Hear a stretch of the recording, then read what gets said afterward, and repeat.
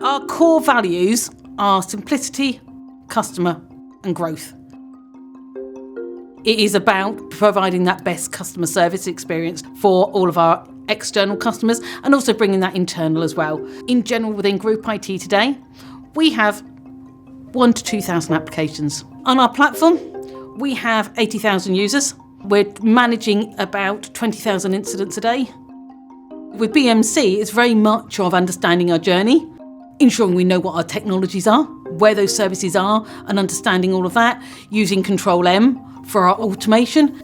And then the biggest piece for us is our Helix ITSM, providing that ability to manage our applications, change release, problem management, really steering the whole of Group IT to be using that same platform, single process, single way of working.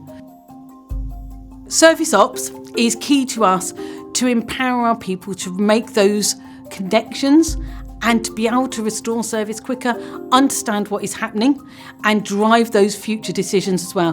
What we saw as part of BMC Helix upgrade was our mean time to repair has improved by 8%. We also took out 37% of reduction in emails and phone calls into our service desk.